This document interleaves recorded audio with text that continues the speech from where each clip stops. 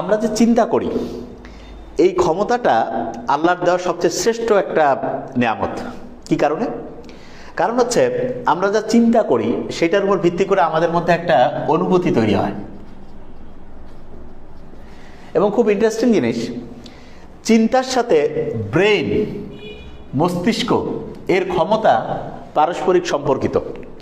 আপনি যা চিন্তা করবেন মস্তিষ্ক মনে করবে আপনি সেই জিনিসটা চাচ্ছেন। আবার বলছি, আমরা যখন যে কোনো একটা জিনিস চিন্তা করি তখন মস্তিষ্ক মনে করে আমরা সেই জিনিসটা চাই। এই কারণে মস্তিষ্ক প্রোগ্রামড হয় ওই জিনিসটাকে ঠিক করার জন্য।